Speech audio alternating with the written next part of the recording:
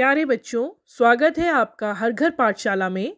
आज हम विज्ञान विषय में कुछ रोचक जानकारी हासिल करेंगे।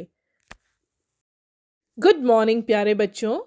बच्चों, आपने अपने आसपास बहुत सी प्राकृतिक परिघटनाएं, नेचुरल फिनोमिना देखे होंगे।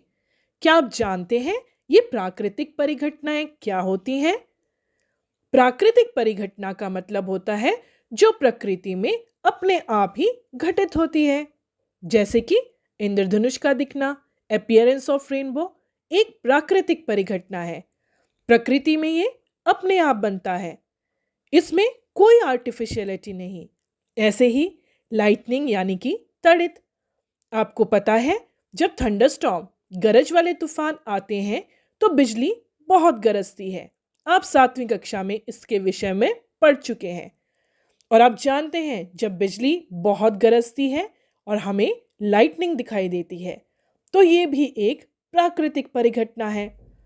बच्चों, इस वक्त आपको चित्र में क्या दिख रहा है?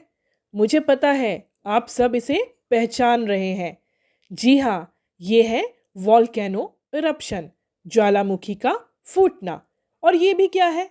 फिर से एक प्राकृतिक परिघटना, अगेन अ नेचुरल फिनोमिना। तो इतने सारे नेचुरल फिनोमिना हमारे आसपास होते हैं और इन प्राकृतिक परिघटनाओं से हमारे ऊपर प्रभाव पड़ता है।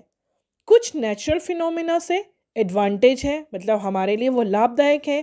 जैसे कि अगर वर्षा हो रही है तो एक नेचुरल वाटर साइकिल चल रहा है और आपको पता है कि पानी हमारे लिए ज़रूरी है, वर्षा हमारे लिए ज़रूरी है। लेकिन कुछ प्राकृतिक परिघटनाएं, नेचुरल फिनोमिना ऐसे होते हैं जो बहुत विनाशकारी होते हैं, जिनके कारण मानव जीवन को क्षति पहुंच सकती है।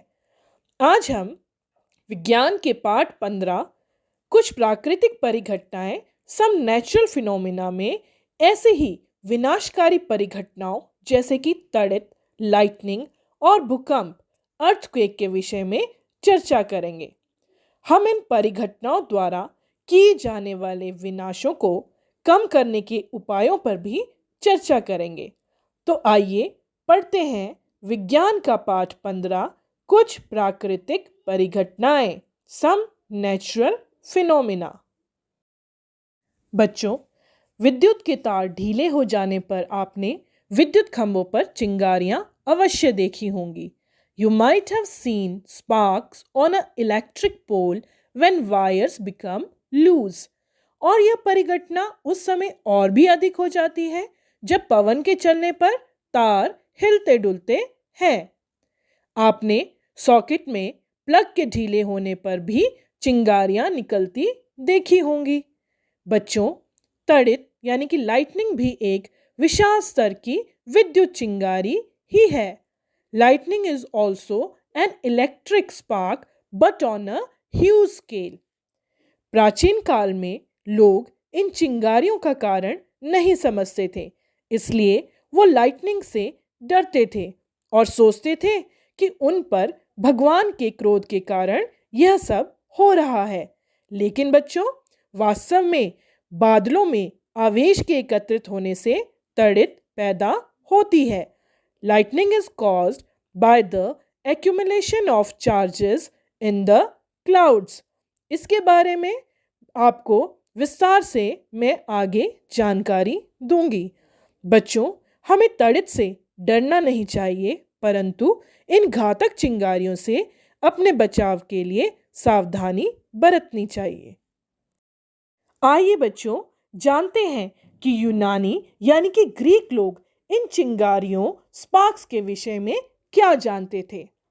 600 ईसी पूर्व से भी पहले प्राचीन यूनानी यह जानते थे कि जब एम्बर को फर से रगड़ते हैं तो यह बालों जैसी हल्की वस्तुओं को आकर्षित कर लेता है। When amber was rubbed with fur, it attracted light objects such as hair. बच्चों, आपने देखा होगा कि जब आप ऊनी या पॉलिएस्टर के वस्त्रों को उतारते हैं तो आपके बाल खड़े हो जाते हैं। और आजकल जब सर्दियों के मौसम की शुरुआत है तो ये परिघटना तो बहुत आम है और आप सभी ने ज़रूर इसे महसूस किया होगा। और बच्चों, आपने यह भी देखा होगा कि जब आप अंधेरे में ऊनी वस्त्रों को उतारते हैं तो आपको चट चट की ध्वनि सुनाई देती है और साथ में चिंगारी तक दिखाई देती है। बच्चों, क्या आप जानते हैं कि ये चट चट की ध्वनि आपको क्यों सुनाई देती है? Why do you hear this crackling sound? आइए आपको बताती हूँ। बच्चों, स्वेटर उतारते समय घर्षण के कारण स्वेटर आवेशित हो जाता है। इन आवेशों के एक दूसरे के संपर्क में आने के कारण हुए आकर्षण प्रतिकर्षण के कारण चट चट की ध्वनि सुनाई देती है। और ये आवेश क्या होते हैं, इनके विषय में आप आगे विस्तार से जानेंगे।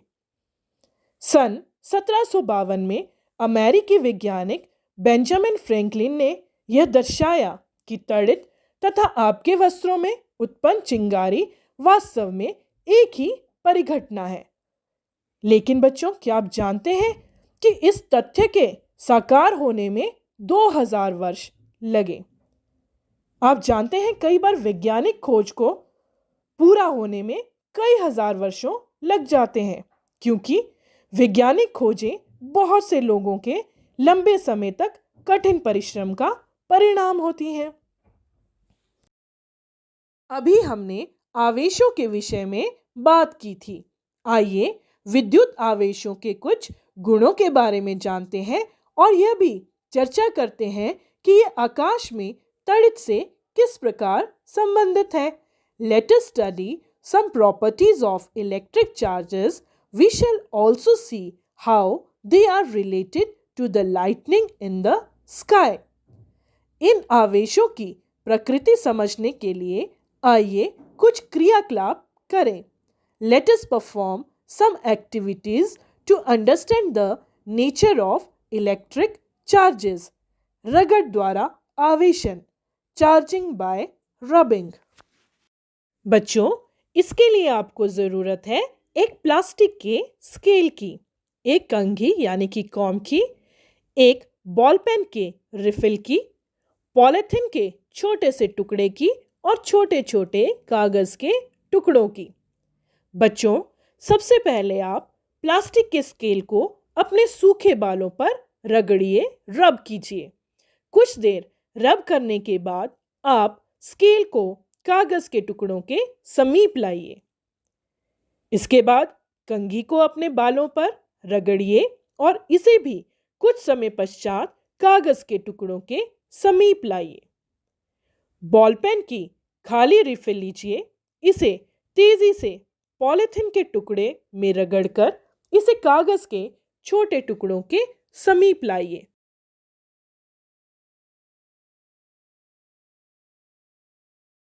सावधानी रखिए कि तीनों केसेस में आप रगड़ा गया सिरा अपने हाथ या धातु की किसी वस्तु से नहीं छुएंगे।